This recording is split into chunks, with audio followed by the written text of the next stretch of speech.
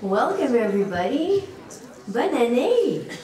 Happy New Year. Thank you for being here. Je m'appelle Cheryl Sim, je suis directrice générale et commissaire à DHC Fondation pour l'art contemporain. Avant toute chose, nous reconnaissons que cet événement a lieu sur les terres historiquement et actuellement habitées par les peuples autochtones. En tant que colons, nous sommes reconnaissants d'avoir l'occasion de nous rencontrer ici et nous remercions tous ceux et celles qui ont pris soin de cette terre depuis des milliers d'années. De la part de notre directrice fondatrice Phoebe Greenberg, on est ravis de vous accueillir ce soir pour cette conférence de Lewis Hyde et conversation entre M. Hyde et la réalisatrice Robin McKenna. Le stimule pour cet événement est notre expo qui célèbre les 10 ans de la Fondation.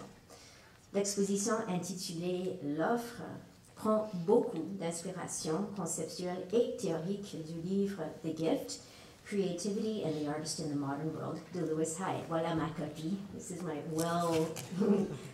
dog-eared copy of the book. Ce livre est considéré un classique moderne et il m'a beaucoup touché, comme il a touché les gens autour du monde, incluant les artistes Phil Collins et Lee Ming-wei, qui présentent des œuvres dans cette exposition. It is therefore a distinct pleasure and honor to have Lewis Hyde with us here tonight. En même temps que je préparais l'expo, Lee Ming-wei m'a fait part d'un documentaire d'une Montréalaise, Robin McKenna, qui est aussi concernée par le concept du don et qui était profondément remuée par le livre de Lewis Hyde. Quel beau hasard! Alors, nous avons aussi le plaisir de réunir Lewis et Robin pour une conversation après la courte conférence de M. Hyde et on va conclure le tout avec un petit tour des questions. Lewis Hyde is a poet, essayist, translator, and cultural critic with a particular interest in the public life of the imagination. His 1983 book, The Gift, illuminates and defends the non-commercial portion of artistic practice. Trickster Makes This World, published in 1998, uses a group of ancient myths to argue for the kind of disruptive intelligence all cultures need if they are to remain lively, flexible, and open to change. Hyde's most recent book, Common as Air, is a spirited defense of our cultural commons, the vast store of ideas, inventions, and works of art that we have inherited from the past and continue to enrich in the present. He is currently working on a primer for Forgetting, an exploration of the situations in which forgetfulness is more useful than memory. A MacArthur Fellow and former director of the undergraduate creative writing at Harvard University, Hyde teaches during the fall semesters at Kenyon College, where he is the Richard L. Thomas Professor of Creative Writing. During the rest of the year, he lives in Cambridge, Massachusetts, where he is an associate of Harvard's Mahindra Humanities Center. Please join me in welcoming Lewis Hyde.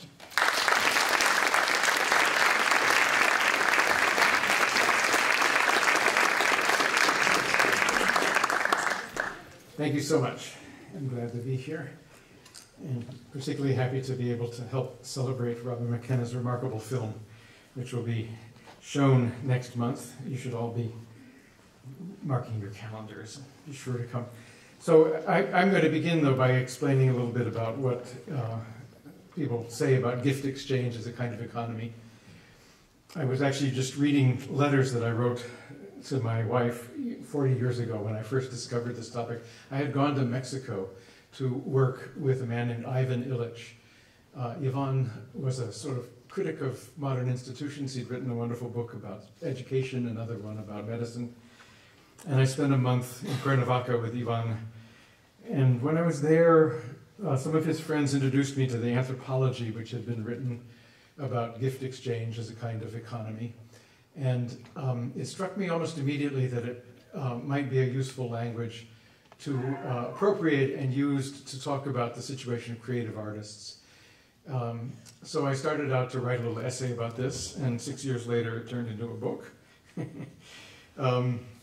In a way, the book has very little about my own situation in it, but there was a way in which my own situation fed the energy behind it, because I had foolishly left college thinking I would become a poet, and it was not clear how I would earn a living if I was to do that.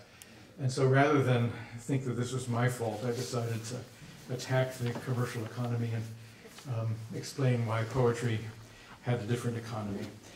In a way, then, there were a series of questions on my mind at the time. One was, why don't creative artists earn a living the way lawyers and doctors and computer scientists do? But also why, I had many artist friends who just felt a sort of barrier between their own work and the commercial world. Painters who were reluctant to sell their work, or another question behind this, in the anthropology even, there is a sense that there's an ethic, there are obligations that come with a gift. So if you are a gifted person, if you're born with some talent that clearly is not just created by your own efforts, but has been endowed upon you, are there obligations that come with that? Are there things that you're supposed to do if you have been given a gift? And do communities, does the world have obligations toward the people who are gifted in one way or another? So what I set out to do was to read a lot of this anthropology. I also read a lot of fairy tales and folk material about gift exchange. And it turns out that there are 3 or 4 things you can say about gift giving that differentiate it from the market exchange. And I'm just going to talk briefly about 3 of these. One is that gift exchange, the claim is made, that giving gifts makes a connection between the giver and the receiver. So if I give you something, particularly if you feel gratitude about it, relationships can begin. This is the cardinal difference between gift and market exchange, that in the marketplace, part of the great virtue of the marketplace is that there's no enduring connection. I traveled yesterday this morning. I traveled this morning from Boston to here, and I bought a cup of coffee, and there was an airline ticket, and there's a hotel. All these are commercial exchanges, and my very mobility is enabled by the fact that none of them require me to have any relationship at all with the people on the other side of the cash register. In fact, if they did, if I had to hear about the guy who sells me the coffee, about his family and his troubles and what he needs, I would never get to Montreal. So, in a way, partly what makes our mass society and our mobility possible is the market and the lack of connection that markets allow us to have. But the idea is that, so somehow gift exchange doesn't participate in that way, that it makes a connection. And it seemed to me that this was also a useful way to talk about artistic practice. My own experience growing up had been, particularly in college, that there were poets whose life mattered to me. The fact that they had given their lives to poetry mattered. The fact that their work had entered my life was important, and I felt, in a sense, gratitude toward these people for having given their lives to the work. And gratitude is a sign that at some level a gift has been given and received. And you find a lot of poets who talk in this way about their practice. I'll just give you 2 quick examples. This is just a line from Montale, the Italian poet who won the Nobel Prize in 1975. He has an essay about Dante. And Montale says, "True poetry is always in the nature of a gift, in that it presupposes the dignity of its recipient." True poetry is in the nature of a gift, in that it presupposes the dignity of its recipient. So I was well handled by Canada Air, but in row 18, I didn't have any sense that the dignity of my...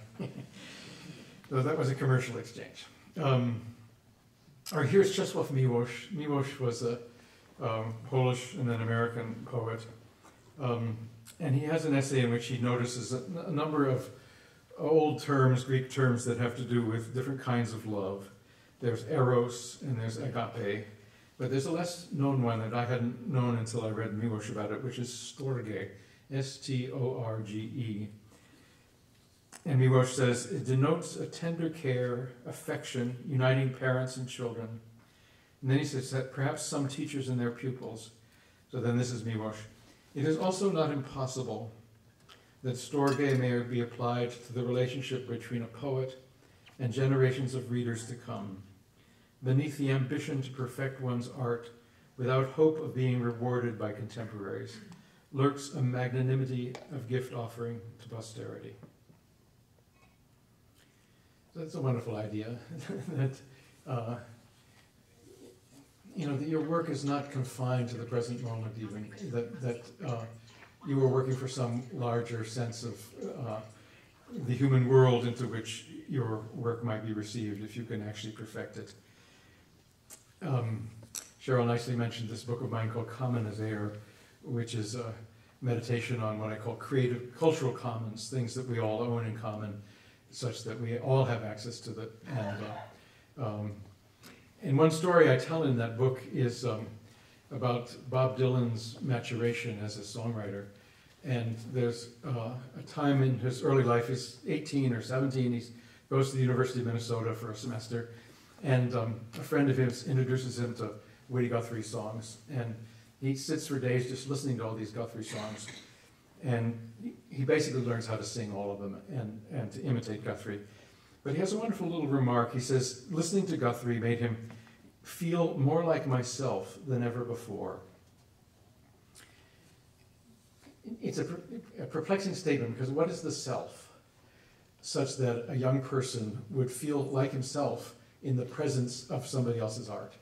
It's as if that self is already present, but not brought to the surface until the art of some earlier generation precipitates it or enables it. So he says, I felt more like myself than ever before. In the cultural common sense, there's a feeling that there is a common self, that the hyper-individualism that we live with today is not a full enough story to explain how an artist comes to become an artist and to practice with his or her gifts. So this is the first thing to say, that gift exchange has in it the potential of setting up relationships, and that I think this is a useful way to begin to think about the commerce of the creative spirit. The second question then is, how big is this? A lot of stories about gift exchange have to do with two people. I give you something and you feel good, and you give me something in return, or we have lunch together and so forth. But when you read the anthropology, it becomes clear that gift exchange, as it was practiced traditionally, it always has much wider circulations. And there's a story actually out of India about two women who decide to dispense with their alms-giving duties by just giving gifts to each other. And then in the story, they are reincarnated later as two wells whose water is so poisonous you can't drink from it. Or when I was writing the book, I got intrigued by the old phrase that I grew up with about people who were Indian givers.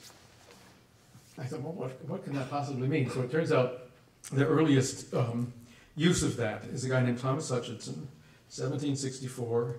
So this is a Puritan settling in New England. And apparently they ran into Native Americans who had a different sense of what property was. That when you gave somebody something, it wasn't theirs to keep. That they were supposed to then give it away again. And so this was perplexing to the Puritans. And so they invented this term, which has come to mean somebody who's insincere about gift exchange. But it clearly doesn't mean that. It means somebody who has the understanding that the ethic is that the gifts flow through you.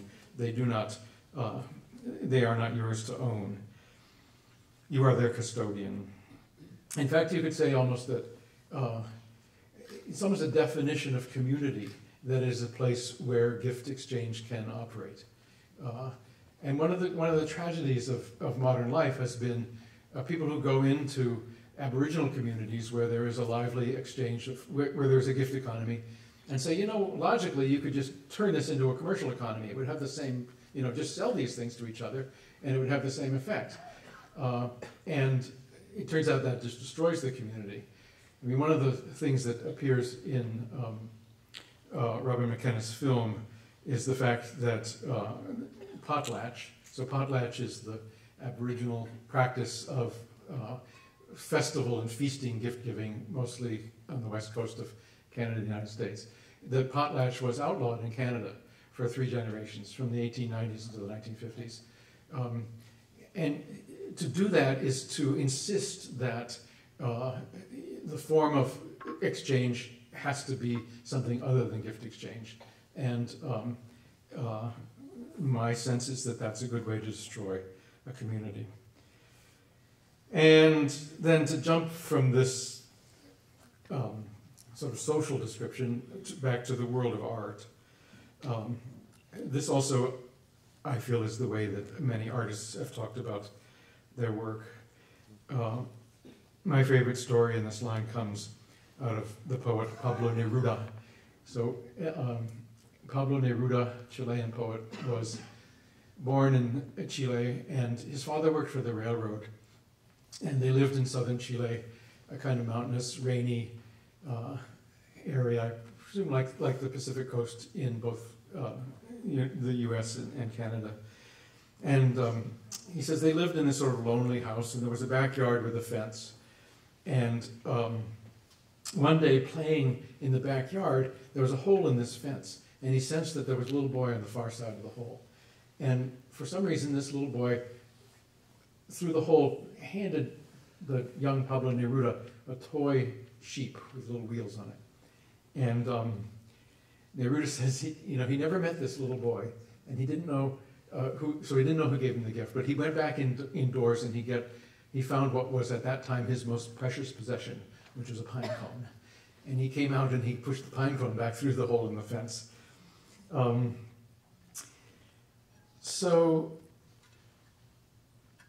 he's commented on, let me just read you. I never saw either the hand or the boy again, and I have never seen a sheep like that.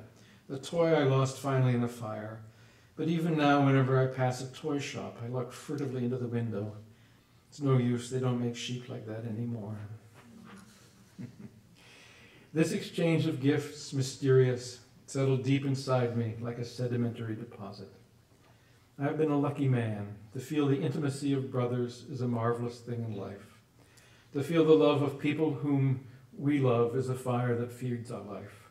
But to feel the affection that comes from those whom we do not know, from those unknown to us, who are watching over our sleep and solitude, over our dangers and our weaknesses, that is something still greater and more beautiful, because it widens out the boundaries of our being and unites all living things.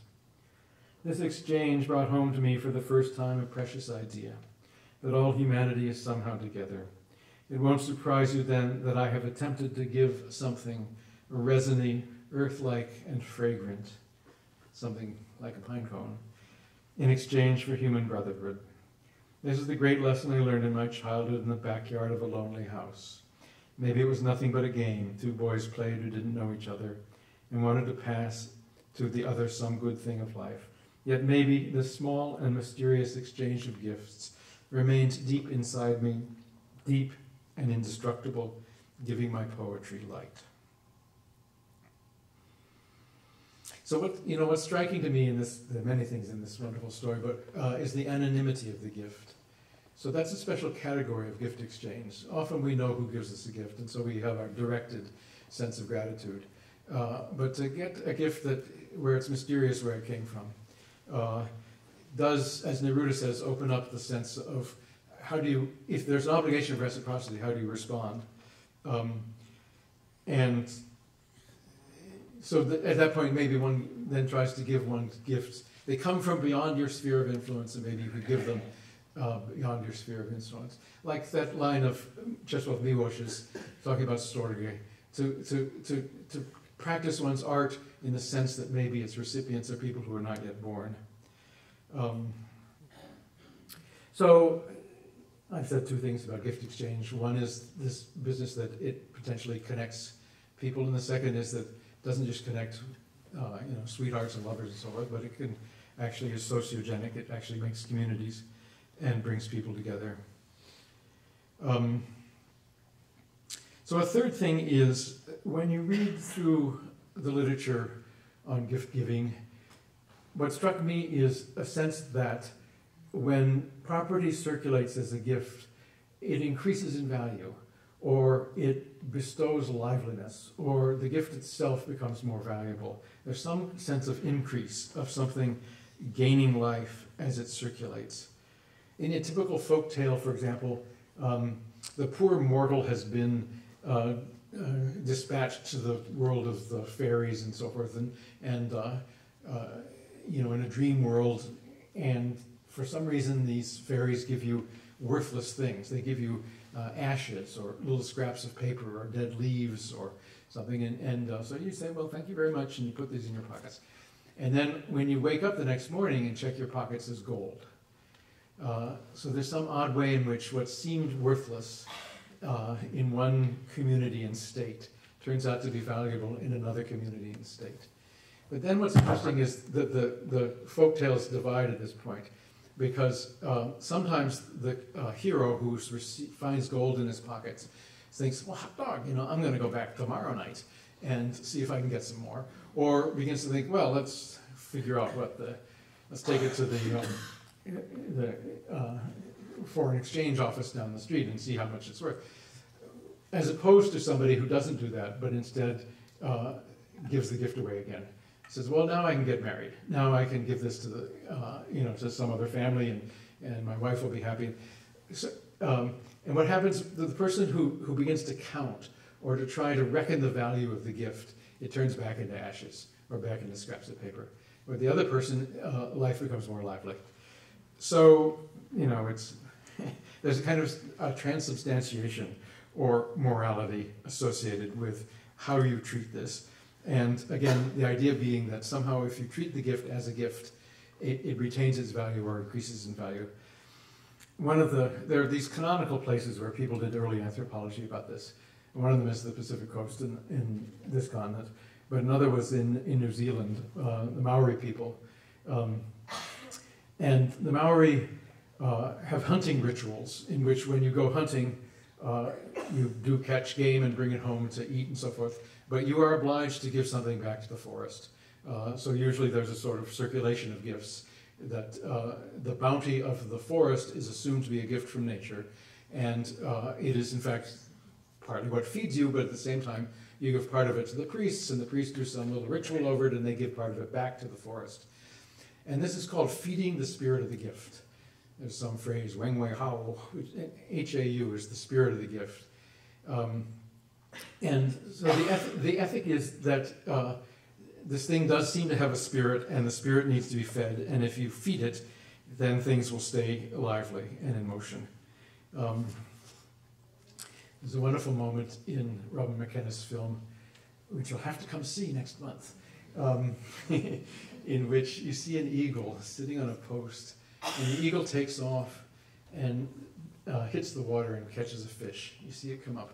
And as that's happening, there's a narrator from the Nangas Nation on the West Coast, Alert Bay, who's explaining that sort of the bounty of nature is part of the gifts which we are given in this world. And you sort of see an eagle involved in, I don't know what the fish's position is on that, but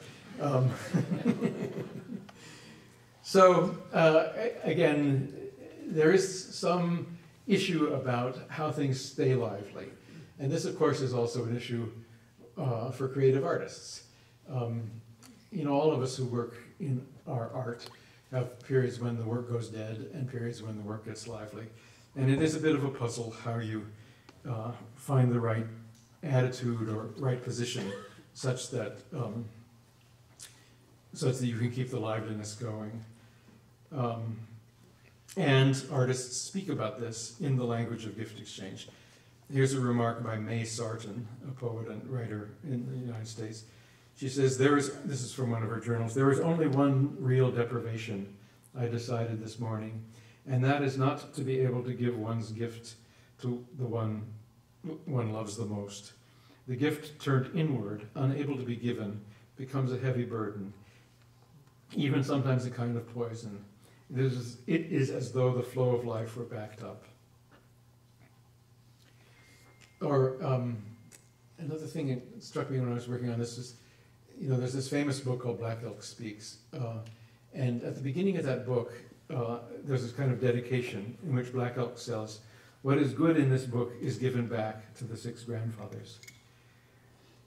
So Black Elk has a sense that whatever wisdom he himself has is not his, and that if you find it in his book, it's there to be given back to his ancestors. So this is the practice of dedication, of dedicating a work to something else or someone else. Or finally, here's a remark by the poet Gary Snyder, just talking about the attitude one has toward one's own work. And there seems to be attitudes that keep it alive and attitudes that don't. So Snyder's talking about his early days writing. He says, "I finished off the Trail Crew one season and went on a long mountain meditation walk for 10 days. During that process, thinking about things in my life, I just dropped poetry. I don't want to sound precious, but in some sense I did drop it. Then I started writing poems that were better. From that time forward, I always looked on the poems I wrote as gifts that were not essential to my life. If I never wrote another one, it wouldn't be a great tragedy. Ever since, every poem I've written has been like a surprise. You get a good poem and you don't know where it came from. Did I say that?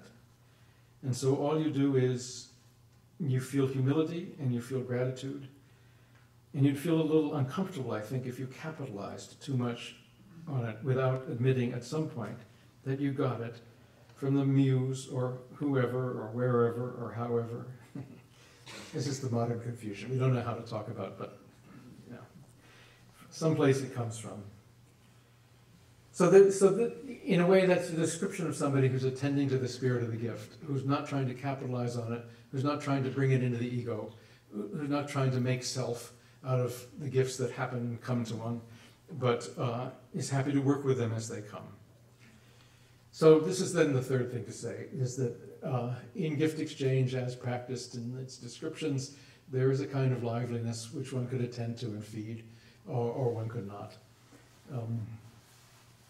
I want to say one more thing, that at the beginning of my book on gift exchange, I say, well, I'm not going to talk about the horrible problems that sometimes arise with gifts, like times when they maintain oppressive systems and people who are humiliated by gifts. So there is the negative side to gift exchange, which I decided never to speak about when I was writing my book. But in the course of that book, I tell a little story about, out of the Greek mythology, Hermes, the Greek god. There's an old poem called the Homeric Hymn to Hermes. And it led me into my next book, which is called Trickster Makes This World, because Hermes is one of the famous liars, cheats, and thieves who get described as tricksters. And there's a key moment in that book when Hermes, he's born as a kind of illegitimate child to a nymph mother, and it's not clear if he's going to be able to become an Olympian. And the first thing he does is he goes out and steals Apollo's cattle. And then he kind of gets arrested. And he comes home to his mother, and his mother says, "You're a very bad kid. You who wear the cloak of shamelessness."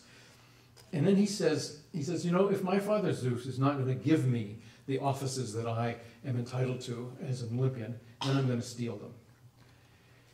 So this is like sort of the pivot point between my gift book and the trickster book, is the choice between giving and stealing. And so Hermes is if you can't get it as a gift, you're going to have to steal it. And this is the problem of somebody who's excluded. All gift exchange communities are somewhat insular. They're going to be people who are not in the group. And, if all the scientists exchange data with each other freely, but it turns out only the men do that and the women scientists are not getting any data, then that's not good. So the problem is, how does the outsider manage to find a way in? And in the Hermetic case, you do it by theft. But there's, I'm telling you this because there's a wonderful term in the Greek stories, a hermaion, which comes out of Hermes. It means a gift of Hermes. So there's a particular unique kind of gift, which is the gift of Hermes, and it's the lucky find. It's the thing that happens accidentally, that you just stumble upon. In fact, at the beginning of the Homeric hymn, Hermes walks out of his cave. He's a one-day-old baby, and he bumps into a turtle. And from the turtle, he makes the first lyre. But that bumping into the turtle is the Hermetic gift. It's a complete accident. It's the crossroads moment in which two things come together that, and he has the wit, he has the Hermes wit to make a work of art out of the accidental find. I'm telling you this because we may find some of this in this film that I'm urging you to see next month. So, you know, people often ask me, well, what should we do, Mr. Hyde, about how to live our lives as poets? And I have no idea.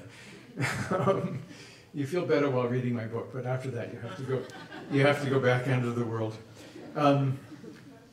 But on a more serious note, I mean, my sense is that just to become conscious of this distinction is a useful thing.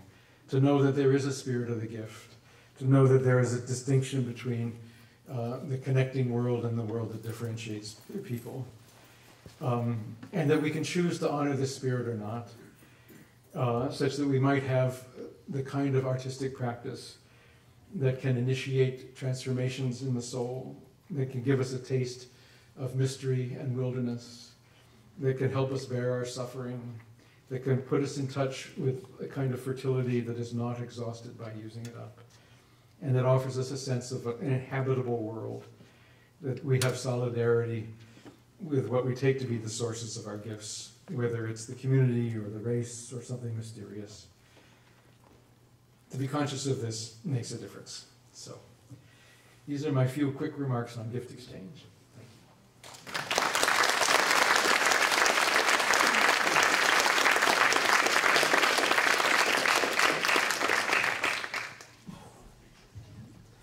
Hello. Thank you so much, Lewis. This is the time when we'll invite Robin to come up and take a seat with Lewis at the other end of the stage. Robin McKenna va nous rejoindre sur scène pour une discussion avec Lewis à propos de son documentaire The Gift, which we have the pleasure of presenting at the end of February, and I believe it's February 26th, so 27. Dang. Yeah, so please come and join us for that. The Gift is Robin McKenna's first feature documentary. She's also producer and co-director of Medicine, feature-length documentary in post-production about ayahuasca, medicine, and healing. She's also currently finishing Crow, a short animated documentary fairy tale about a girl's search for her older sister, and the Crow magic connecting them, which will be released this year. Robin began making films with La Course Destination Monde. Her film, The Great War Experience, won Yorkton Film Festival's Founders Award in 2007. Her cinematography credits include City of Borders, presented at Berlinale, and Hot Docs in 2008, and The Take, which was AFI Best Documentary in 2004. Robin has also been a filmmaker mentor with Economy Mogul. So we're going to have Robin and Lewis talk a bit about her film, show some excerpts, and take it away. Thank you, Cheryl. It's an honor to be here. Thank you so much, Lewis, for coming. I think we can just start with the first clip, Eduardo.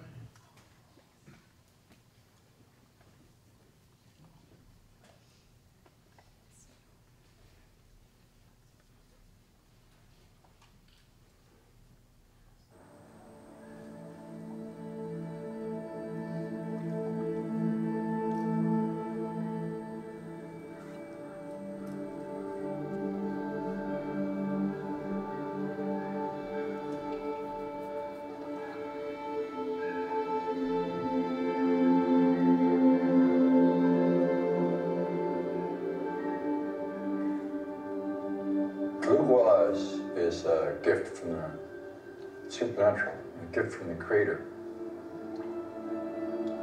The old people in ancient days went hunting for a glugwa, or they came upon it when they were going in the woods or in the ocean or up a mountain. Many people have those supernatural gifts, like some are great hunters, some are great fishermen.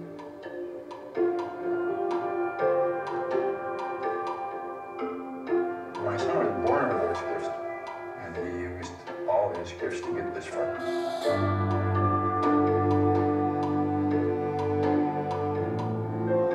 Now there's 15 days till the potlatch, where we reveal the pole and I take my grandpa's position. There's lots to do. This is a piece for the finances for the potlatch. The more you can give, the bigger chief you are.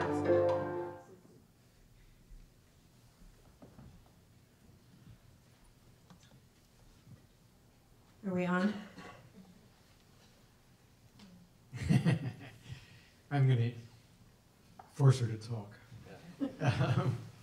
Maybe I should say, to help Robin introduce the film.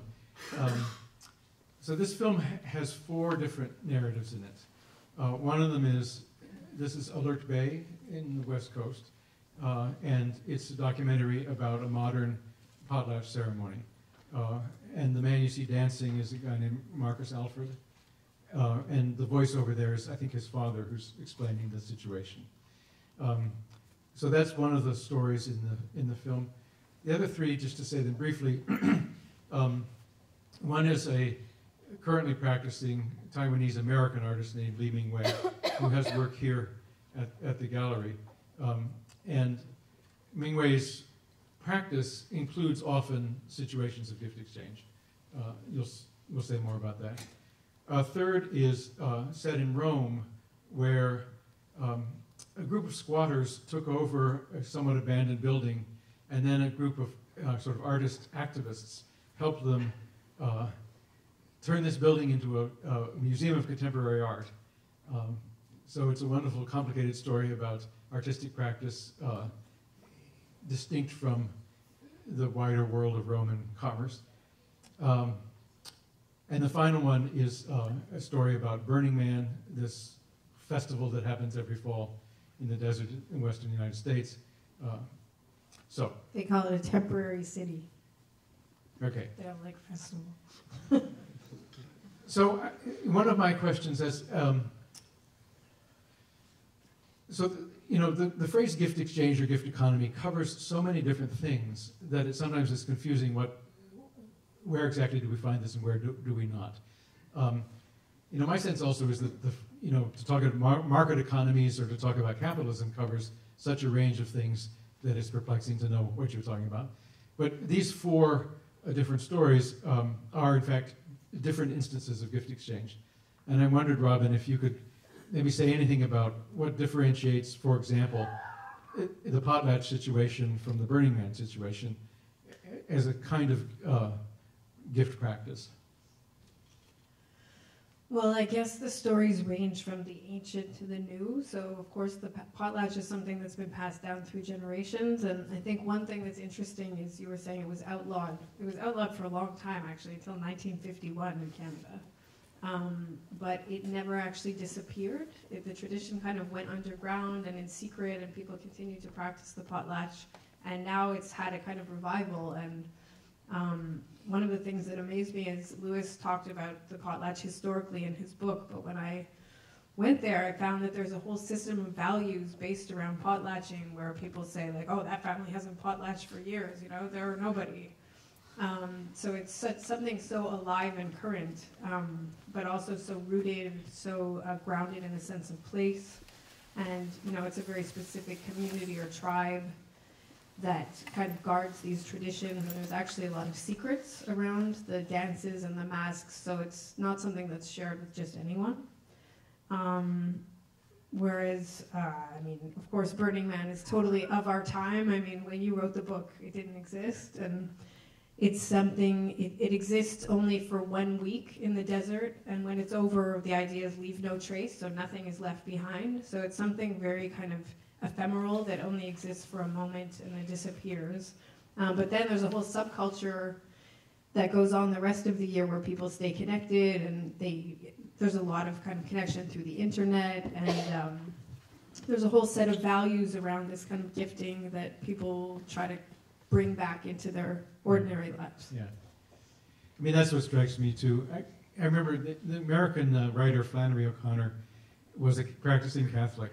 But in her short stories, she tends to write about kind of backwoods Protestant churches. And she says it's more interesting to her to see these homemade religions, because then you see the problem of trying to be a religion when people are making it up without, without 2,000 years of practice.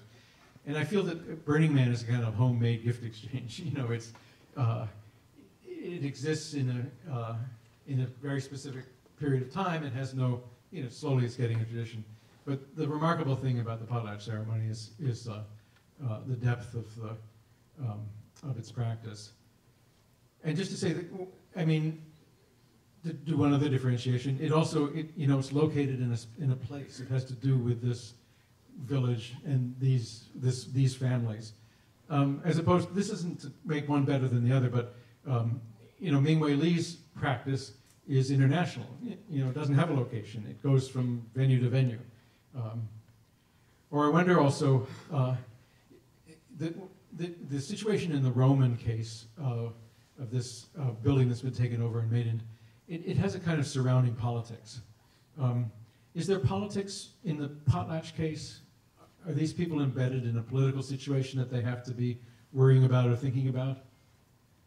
Yeah, I would say there's specific things they're fighting against, like farmed salmon, for example, that destroy the kind of traditional way of fishing the salmon. But also just in the larger framework of what Canada represents, I think people, my friends there, see themselves as very distinct from that. And the potlatch is definitely practiced as a kind of resistance, where there's a set of values around it, and they kind of frown on people who have like a big car or a big house, because it's like obviously those people don't get what it's all about. It's like wealth is meant to be passed along, it's meant to be shared, and so status symbols have kind of the reverse effect, and that's one of the things I found most interesting. One side note about Burning Man that Lewis wouldn't tell you, but I found out that I had never heard before. Larry Harvey is the supposed kind of inventor of Burning Man, which has now become a huge phenomenon, and he offered us an interview when we went there to shoot. And I almost said no, because the film doesn't have any talking heads, it's an observational film, but my partner who was there shooting with me was like, "Are you crazy? Of course you should talk to him and meet him." So we interviewed him, and one of the things he told us was that this whole famous gift culture that exists at Burning Man was partly inspired by Lewis's book. Larry said he was reading the book at the time, and they kind of created this whole gift culture partly out of the ideas in the book. And it's so fitting that part of the idea of the gift is like, we receive art in a way that wakes up seeds of something in ourselves, and a way of sharing our own gifts, that it's passed on in a new way. So, should we show another clip? Sure.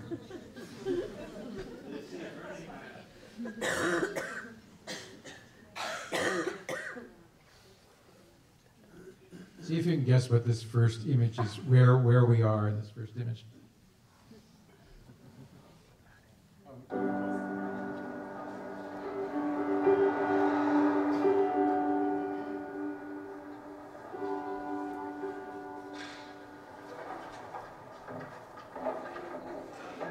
Dalle finestre si vede l'altro, il nostro vicino, che ormai è Valentino, che vende auto. Prima c'era un capannone, la prima parte dell'occupazione era suddivisa su questo, sul 913 e 911.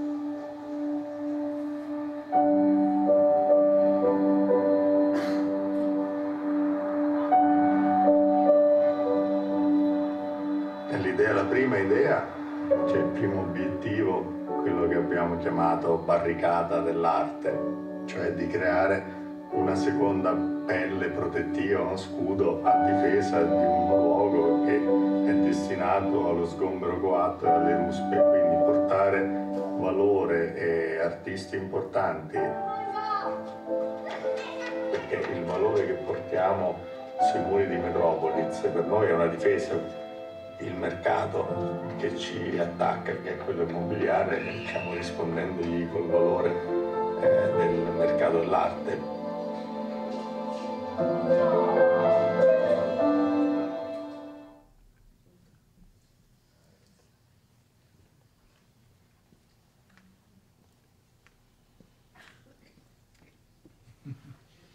So that first image with the Samsung advertising sign, Does anybody know where you're standing to see that?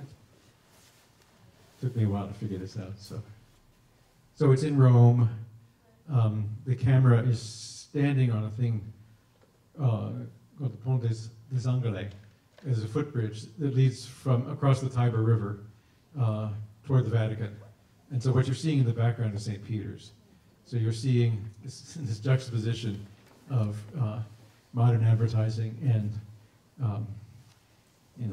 the center of the Catholic Church. So I'm interested in, one of the things that happens in your film is a kind of constant juxtaposition like that of the surrounding commercial culture in which these other attempts at some other alternative culture exist. And this is one, not only the establishing shot there has the Samsung ad, but then you see that the place where this building is, there's a car sales lot next to it. There's an advertising sign for Alfa Romeo and Jeep. And in almost every one of these stories that is in Robin's film, there's a background buzz of commerce. So I wondered, in editing the film, your sense of how you wanted the presence of that, or were you trying to keep your images pure, or how much of this was conscious? Tell us a bit about how to work with the mix of this background. It's a good question. I think as we were making the film, we were conscious that it's an idea that's kind of inspiring and romantic and beautiful, but the danger is that it's all kind of nice, and there's no, a good film needs conflict and problems. And so we realized that we needed a kind of counterpoint to show the other side of things, and so we did kind of go out of our way to find that some of the time. But I have to say that shot in Rome, we really were, of course, you have your kind of aesthetic sense, and you're still looking to do kind of like what we call beauty shots, and at that time we did just want to kind of get shots that established Rome. And so exactly, we were standing on that bridge, and that wasn't an intentional thing. It was just, that was actually my cinematographer who was like, normally I would try to frame this out, but I think I'm going to frame it in, and it's one of my favorite shots. So then the voice here tells us that the way the paintings work in that contemporary museum, that they're kind of protection. Can you talk a bit about that? Do you think that that's a building, it's a squatter building, somebody else owns it, a real estate magnate in the Roman system, and there's a law case going on to try to evict these people and so forth. Are the paintings working as protection? Yeah, I think they've kind of changed the narrative of what this place is about, and they've become quite famous. And so artists come from all around the world to contribute work there. And like one of the big murals that you see in the front of the building is the artist Cobra, who did, for the Rio Olympics, he just did this. It's the biggest street mural in history or something. So the names of these artists kind of lend credibility to the place, and it becomes a kind of destination where they have parties and things like that. So the more they become well known, the harder it would be for the government and the police to come in and throw everybody out, because it would make them look bad. So there is a power too. It's also sort of a contest of kinds of value. Just to say one thing about this Homeric hymn to Hermes, Hermes invents the lyre, and then he sings a charming song that kind of seduces his brother Apollo. And then he gives the lyre to Apollo. And he's stolen Apollo's cattle, 50 of them. And Apollo says, let's forget about the theft. It's like if somebody stole your car and then played you a wonderful song on a guitar, and you say, take my car. There are different realms of value here, and they begin to challenge each other. And so it's as if the protective skin here is a sort of hermetic gift of introducing a kind of value which doesn't work in the commercial real estate world and turns out to jam the system. Well, do you feel that the other examples in here have protective skins around them, or are they invulnerable anyway, or is that a problem unique to this Roman situation, or do all these modern gift exchange situations have to be cognizant and somehow guard themselves?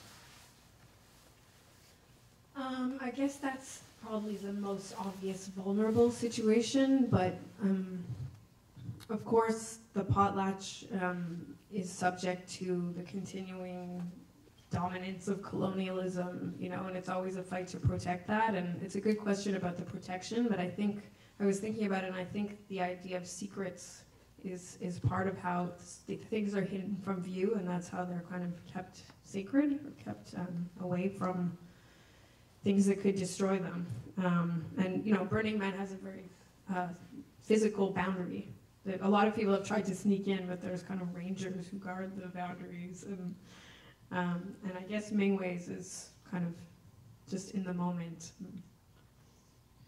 Should we look at another clip? Sure.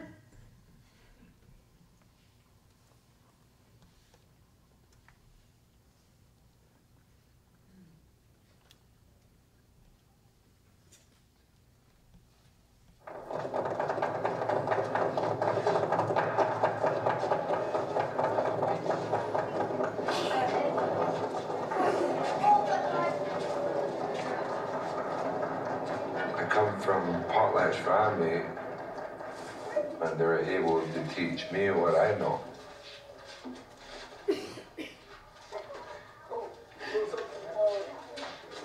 I don't know if I'll be able to ever fill my grandfather's shoes the way he did, but I'm sure now I'll try the best way I can to do it.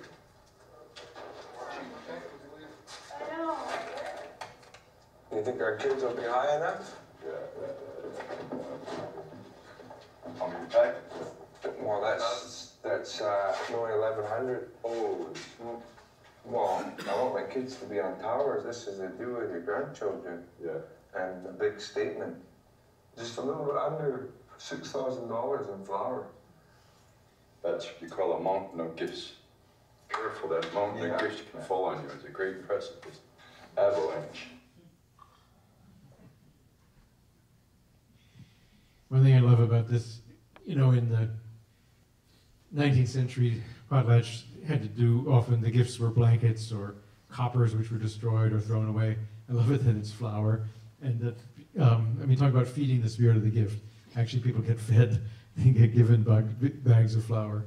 What I want to talk about here, do you have a comment on that scene, or shall I ask you my question? No, go ahead. Yeah.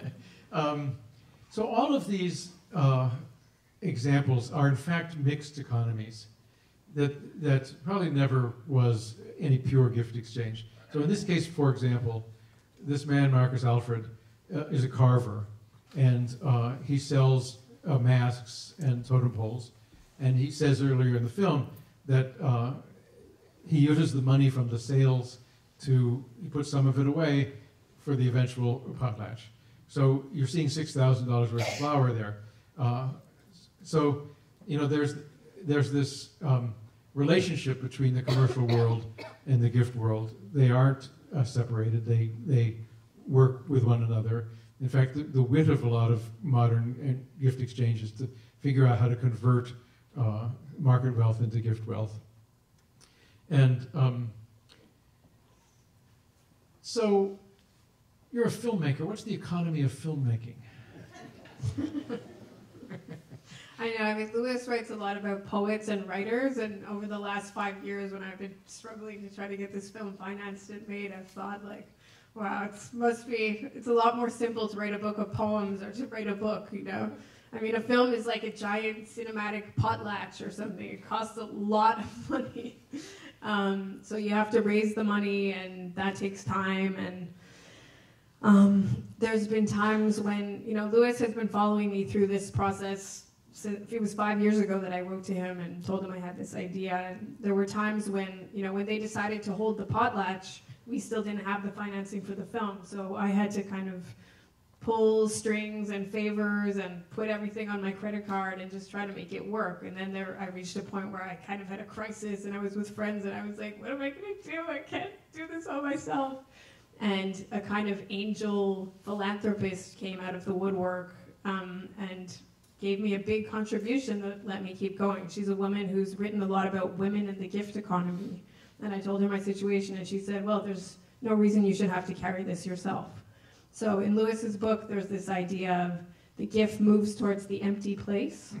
The gift moves in a circle, and it moves towards the place or the person who needs it the most. And then there's an idea that you have to create this emptiness in yourself for the creative gift to come through you. So it works in a double sense. But at that moment, I really was like, you know, this idea that you empty your pockets with giving, that's what they say about the potlatch. And it was like, I had just given everything to this thing, and then this gift came back to me. So there have been points in the process where that circle has happened, but I mean, to be honest, I'm not really making a living doing this, and I don't have the answer either. But my friend and mentor, Peter Wintonic, who the film is dedicated to, used to talk about the documentary Vow of Poverty. And when I talked to him about the idea, I said I wanted to make a film about the gift. He said, oh, I love giving. He took out his wallet and showed me. He's like, see, my wallet is empty. I give everything away. Yeah. Poverty is not my goal, but it's like, I guess there's hope that we put everything into this film and things will come back in different ways, you know, not just monetary, but. But I think this is the situation of most artists that, I mean, partly the thesis of my book is that the practice of art does not fit in the commercial economy. And that, you know, there are ways to make money off of it, and happy the day that somebody writes a novel that becomes a bestseller or a film that gets widely distributed. One is not against that, but in a way that can't be the engine behind the work. And or to say more broadly, you know, cultures which value the things that belong in more the gift world than the commercial world. And it's not just artistic practice. I mean, a lot of religious life, a lot of healing life, a lot of educational life, a lot of pure science. These are things which do not, by their nature, earn a living. And if we care about them, then we need to develop institutions which will convert commercial money into gift money. And so a philanthropist, it's DHC is the name of the museum. You know, a philanthropist helped that museum get going and continues to. Philanthropy helped Robin at certain points in this. And philanthropy at certain points in my life has been incredibly important. And also, that's something that I would have liked to have in the film in some way, but the film focuses more on the kind of DIY or sort of anarchist aspect of do-it-yourself giving, but that question of institutions, I mean, Mingwei, whose work we see here and who's in the show with DHC, his work is supported by big museums and institutions around the world, and without those kind of public institutions, he couldn't do what he does. Yeah. And that's an important part of the equation. You mentioned Peter Wintonic, who was a teacher of yours? He was actually my producer when I started the film. But I'd like you to say a bit more, because, I mean, one of the things that's clear in the Alert Bay story is that this is from generation to generation to generation, that there's a heritage to be received and enabled and passed along. And so he was a producer. What did he give you that you didn't have before? Peter was a friend and mentor and inspiration. He was a great Montreal documentary maker who made the film Manufacturing Consent, who wrote Noam Chomsky with Mark Akbar. And he was this kind of documentary Buddha who spoke in haiku. It was very droll and very smart. And yeah, he has made these kind of weird essay films in the vein of what I wanted to do, and so I felt like he would understand, and I came to him with the project, and he got it right away. And not long after we started, he was diagnosed with cancer, and he left us that year. But his spirit kind of, you know, the gifts that he gave to this film, I think, have been with me all the way through the process, and I hope that he's part of it. You know, as a young artist, I think all of us, you know, I told you that little story about Bob Dylan. I mean, Dylan finally goes to New York. The first thing he does is to seek out Woody Guthrie. And, you know, to notice that there are people who came before who have fed your art. I mean, for me, actually, Pablo Neruda was an important influence on my work. And I'll tell you very quickly. So when Neruda won the Nobel Prize, my country, the United States, would not let Neruda visit because he was a communist. But when he won the Nobel Prize, they had to let him come for 28 minutes or something. And and I met him. I went to see him at the Algonquin Hotel in New York. And I had kept, Neruda collected things. He collected ships' figureheads and seashells. And so I go into the Algonquin Hotel, and there were these wingback chairs, and in one of them was sitting a ship's figurehead. He'd been out that day shopping. And I had brought him a fossilized brachiopod, that is a seashell that had been fossilized. But in northern Ohio, they find fossilized brachiopods where the material that the fossil is made of is iron pyrites instead of usually it's calcium. And so it looks like fool's gold. Anyway, I had one of these fossils to give to Pablo Neruda, and he gave me a phonograph record. And but at any rate, I translated a book of Neruda's. You notice who are the people who informed your life, and then what can you do for them? And so I think not only is this film dedicated to this man, but in some way it's an embodiment of the spirit that you saw in him. Well, we're going to turn this over. I have a few more questions, but what's the timing? Should we? No, ask me. I like your... You like me to pester you with questions? There's a moment in the film where Ming-Wei Lee, somebody says, how do you get your ideas? And he says, actually, he doesn't get ideas. He says, ideas come looking for me. And what he tries to do is get himself into a situation, create the space within me so that I can receive them.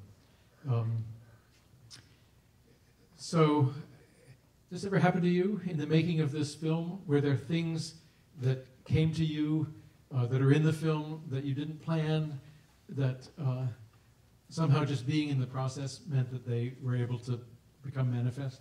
Of course. Well, tell us one or two. I love this question because I think about halfway through making this film, I had this kind of epiphany that my life as a documentary maker has been all about that, and it's another level of that idea of the gift, is the sense of accident and chance and things that you can't plan. Like there's a line in the book that we quote in the film that is, a gift is something we don't get by our own efforts. We can't buy it, we can't acquire it through an act of will. It is bestowed upon us.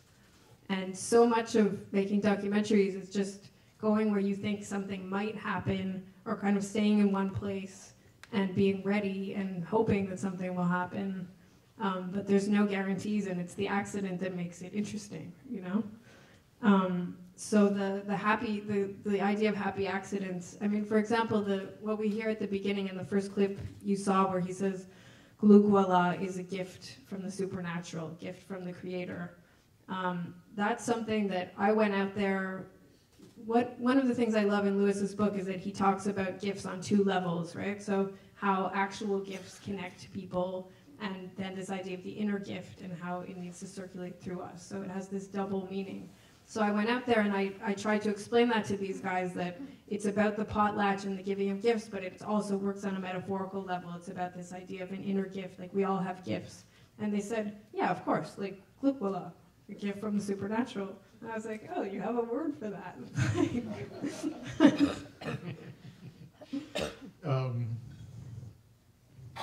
I mean, the film is full of images which you think, oh, I bet they were happy to get that, As you film, things happen that you didn't expect and that turn out to be fruitful. I wanted to attack gift exchange briefly. Particularly around Burning Man, I find I have one reservation, or one thought.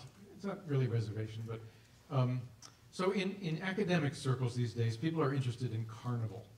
And the interest is the following, so carnival is traditionally a period before Lent, maybe 2 weeks, where people, do rude things and dress up as the other sex and throw dirt at each other, I don't know what, but, and have a good time. It's carnival, it's goodbye to meat. And so it's a meat festival. But the argument is that, in fact, what carnival does is it's like an allowed fooling. Shakespeare someplace says there's no scandal in an allowed fool. so that the effect of carnival is actually to reinforce the dominant rules. So at the end of carnival, suddenly the proper behavior comes back, having in a way been cleansed by this brief period of acting out. So I end up looking at Burning Man and I think, okay, so here's is it a week-long festival? You know, it's a contained space in the desert, and people have a great time. It's a big party. And then I wonder, is this really a kind of inverse enforcement of capitalism?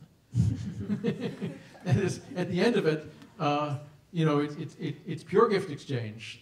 At Burning Man, nothing is going to be bought and sold. Everybody's very sweet to each other. They give each other honey, and they give each other, you know, back rubs you can get dusted off with a brisk broom.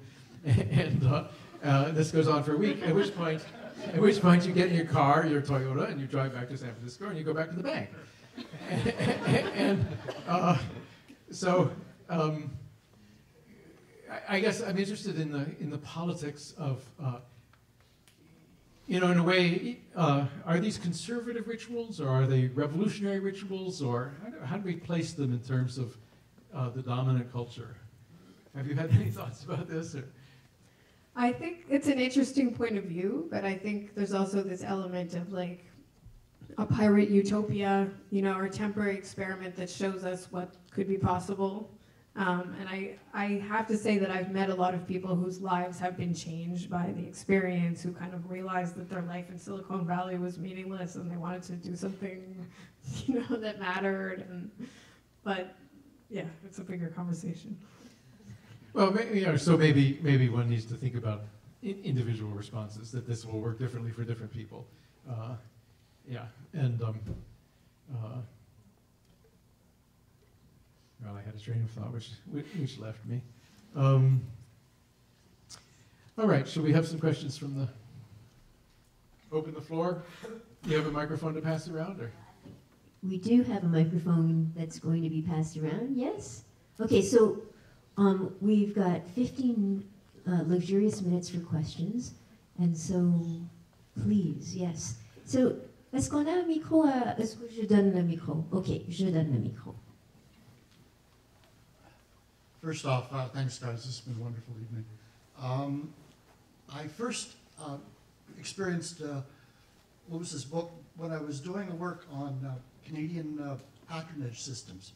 And of course, the idea of the gift exchange seemed an obvious one. But my experience was, when I investigated, was that I came across, in fact, a greater example of what I call the theft exchange, which I was quite excited to hear that you had made reference to and acknowledged when you went to the Trickster book. And specifically what it was is that artists were identifying the exchange as saying, artists subsidize the culture in this country. And if you looked at it empirically, you found that they had day jobs which paid for their art, they had spouses which paid for their art. There were a number of mechanisms, basically, which then allowed them to give away their art for free. And what that produced then was not an exchange which resulted in a gratitude.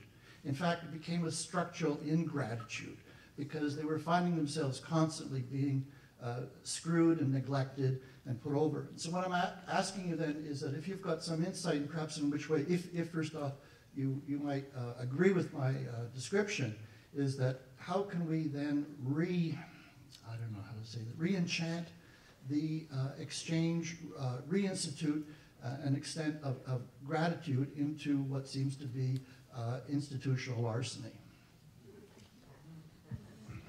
Do you want to begin?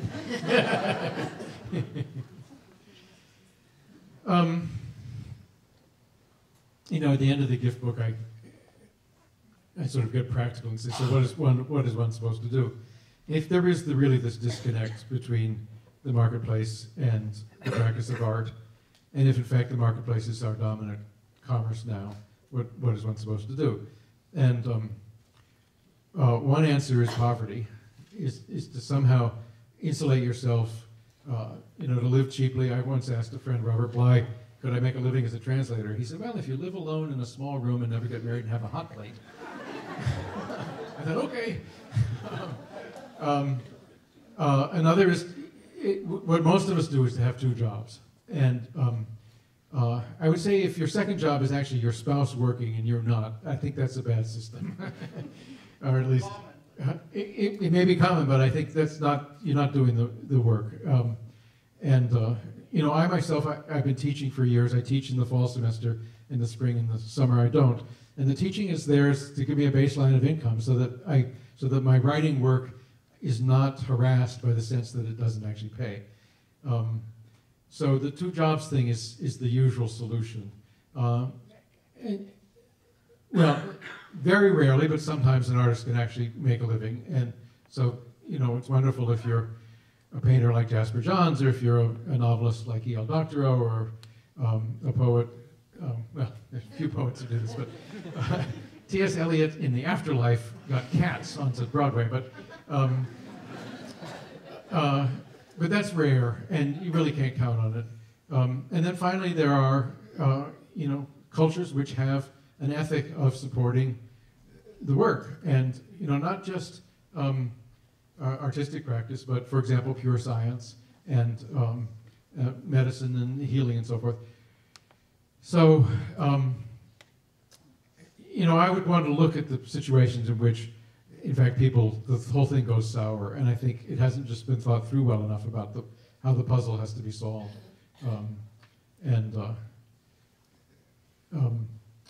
You know, in the background also, there's a politics of this. In my country, when I was coming up, there was more national money, state, local, and federal, to support the arts. And the right-wingers in the United States have managed to destroy that. My first grant, I got a grant from the National Endowment for the Arts, and I was able to take a year off and work. And I didn't do a lot of useful work, but I really learned how I worked. And kids today coming out of college leave college with debt, and there's no such money to support them. And they don't know that that is a political decision that's been made over the last 30 years.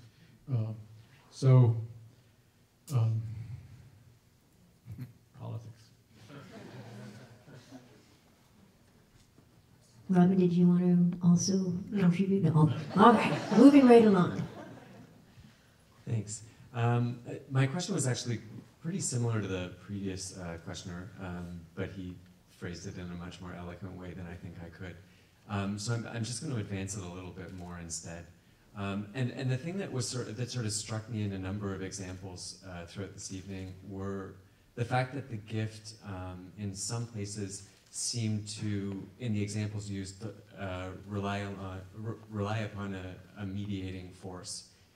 So the mediation of a philanthropist, or a mediation of an institution. Even in the beginning of your talk, the mediation of the book, in which, when the book is finished, you have to return to the real world. And I'm sort of thinking about the gift ontologically, in a way. I'm thinking about it in the way that, the first question I have is how do you differentiate the gift from sort of the sheer force of creativity? If the gift is a systematized creative act, then that has sort of been taken up in different examples that have been used throughout the evening, at what point can we do away with the mediation with the philanthropist or the institution, and actually use it as a system of power that sort of pushes back? Because I was you know, frustrated and a little dissatisfied, and maybe it was sort of off the cuff, when you said that, and the book is over and you go back to the real world, because I think that sort of sells short the potential in that creative gift force. Well, I mean, I think everybody has to figure out how much they can stand to be separated from what is the dominant culture, the dominant economy. And I mean, I think some people make a mistake yes, there is a kind of pure moments of gift where, I mean, my own practice as a writer has often included periods of retreat, where I go off for 3 days or 4 days or a month even, alone, and work. And it's wonderful if I can get that thing, and I get into a different mental state, and you know, things come to me that I didn't expect, and but it's very hard. You know, I'm not the guy who could do that all year long, and you know, it doesn't. You know, I go back and forth between that and the sort of more normal world where I'm reading a stack of student papers and trying to tell the student which end of the sentence to put the period on. And so, you know, I sometimes hear stories of people who have really hurt themselves by trying to live purely by their gifts. I think it's a mistake. I think you have to accept that that there's an impurity to all our lives, and then the struggle is how to sort of push the boundary such that you're making as much space for the thing you really care about as you can. I mean, your story about working on this film for 5 years, you know, there are times in which you could potentially damage yourself by trying to stick to your guns. And lucky the moment when a philanthropist appears, or lucky the moment in which you decide you have to just stop for a while and do something else to get back your energy. There's a wonderful project I gather at the DHC Museum where some artists have asked artists to apply, and they have to spend a month not doing any art. Is that right? I think that's very nice. A whole year. They have to spend, for a whole year, Yeah. they have to do no art for a whole year? Right. Yeah, so I think that may be a very useful moment for most artists, because you drive yourself nuts trying to do the work constantly. So I don't know if I've answered your question, but for me, there are, in my own practice, I think what I need is what I call time and enclosure, that I need some sense that I can wall myself off from the rest of the world, and then I need the sense, I need to get into a state where the sense is that I have an unlimited time. But those states of mind are hard to create, and it takes some practice, and they can't endure for long. Hi, thanks so much for your talk. In the last few months, there was a news story where a major art museum in New York, the Met, had accepted philanthropic gifts from the Sackler family, which, for anyone who doesn't know, is the family who has been found largely responsible for pushing opioids, like in the opioid crisis in the United States.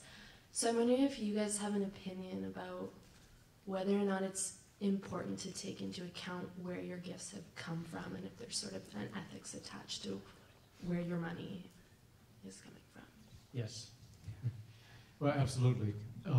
So if you begin with the assumption that gifts make a connection, then you have to think, with whom are you being connected?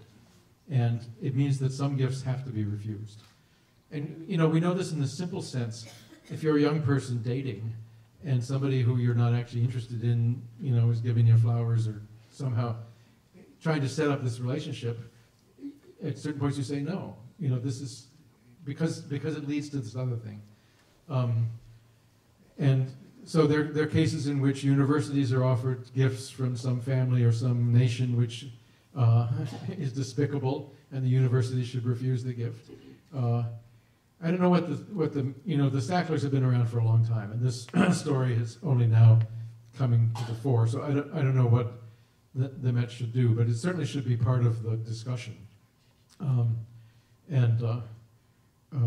Yeah, some gifts have to be refused. That's an interesting question. Should it make a difference if you agree to name an auditorium after them, or you know, whether you're promoting their name or whether you're just taking the gift? Yeah. I mean, the problem is, you know, if you look at any philanthropic institution and you go back far enough, you're going to find a criminal. And you may not need to go back more than one generation. So, you know, maybe there need to be some healing rituals as well, in which you,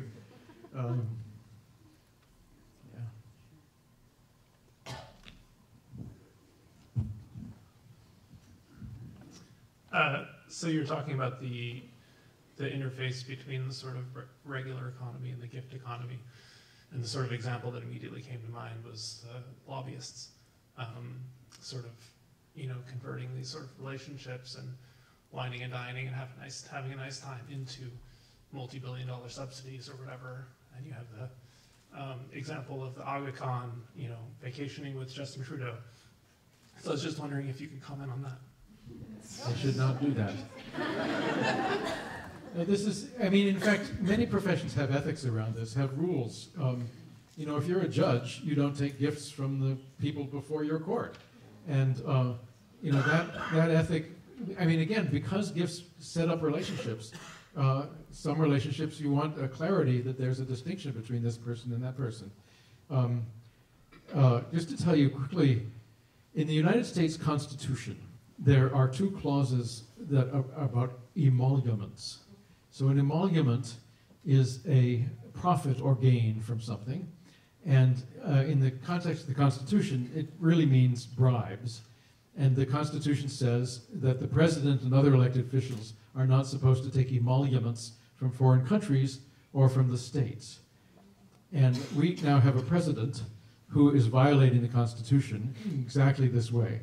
That, you know, as Mr. Trump, businesses make money in China and every other place around the world, or his hotel in New York, in Washington, D.C., makes money entertaining foreign dignitaries, he is in violation of the Emoluments Clause of the Constitution. Sadly, the Republican Party also controls the Congress and is not yet going to impeach him. But the reason that the Founding Fathers of the United States put these emolument clauses in is to make it clear that corruption begins with these things of value being exchanged, in that case between kings and foreign nations and the president. You want to draw the line. Lobbyists, you know, the lobbyists should not, enough said.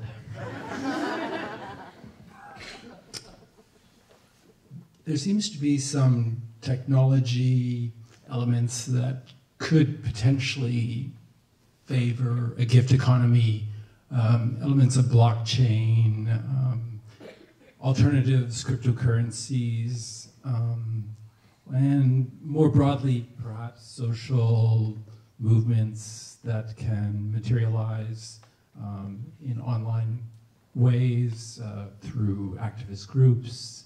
And my broader question is, I don't know if you've taken any particular interest in some of these technological things that might facilitate a modern interpretation of the gift.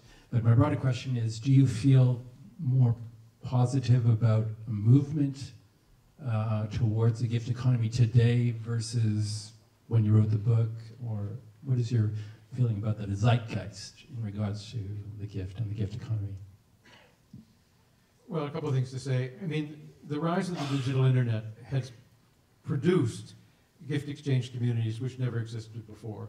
And I mean, Wikipedia is a wonderful example. I mean, Wikipedia exists through the donated labor of all the Asperger's people in the world, myself included, who have nothing better to do than to fill in. But there are lots of other similar kinds of donated time and energy which the internet has made possible.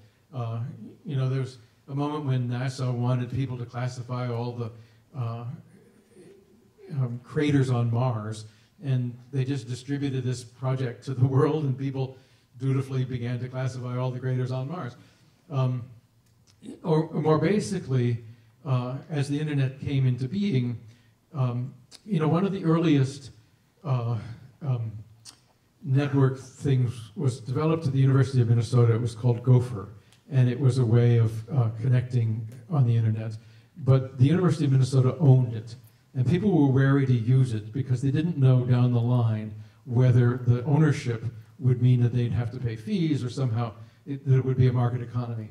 And the brilliance of a guy named Tim Berners-Lee at the beginning of the creation of the World Wide Web was to take the protocols by which the web operates and donate them and to make them cultural commons, that nobody owns them. At which point they become available for everybody, and you know that there's not going to be a market economy down the line for that. And on top of that, markets can appear. So, but since then, of course, the internet has become a place where there's constant contests between things that could be gift economies and things that are commercial economies. And not that one is bad and the other good, but that is a lot of the tension that's being played out now. As you know, when Apple first introduced the Apple II, I think, a lot of the operating system was available for anybody to exploit, and the first spreadsheets began to appear, something that they had not predicted would happen. The fact that the thing was not owned meant that innovations appeared which could not have been predicted. But now a lot of what goes on the internet is more locked down, and one needs to get permission from the owners. So in short, yeah, it's a contested area. My book, Common as Air, actually speaks a lot about this puzzle and has some more material about the internet as an example. Yeah, I would say that one of the things that convinced me that it would make sense to make a film like this now was I read the book and then I Googled gift economy, and the Wikipedia entry was about these kind of ancient tribal traditions, but it also talked about hacker culture. A lot of people have written about hacker culture as a gift economy, where the person who gives the most is the most respected person in the culture. The free software movement and the whole open source movement. And I actually thought about trying to have a storyline about that, and I looked at like the pirate party in Iceland and places like that. But in the end, it's just not very cinematic to film stories about people on their computers, and that's why it didn't end up being central. Actually, just to add one thing, you know, there's a famous story about a guy named Richard Stallman who was working at MIT, and in the early days, people shared the code by which they were operating their network computers, and they had invented a way, some code that when the printer jammed down the hall, it would notify the guy at his terminal, and he would go down and unjam the printer. And years later, they bought a commercial printer, and they hacked the software, and they found that, in fact, their code was in the software which somebody else now claimed to own. And it ticked them off that something that they thought was a common property, given as a gift to each other, had been taken private. And so they invented this thing called the General Public License. And it's a very cunning idea in which you both claim to own something and then release it to the public. And the claiming to own it means that actually you do control how it's used downstream. So the GPL trick is you copyright your work, but then you say it's now available to anybody who wants to use it under the condition that their use continues to honor the fact that it should not be taken private. So it's a kind of combination of ownership and gift exchange. We haven't answered, do we feel more optimistic about? Not since Mr. Trump was elected, no. Well, I would say history is made of pendulum swings, and even since I started making this film, I feel like the pendulum has swung so far in the other direction that maybe it can only swing back.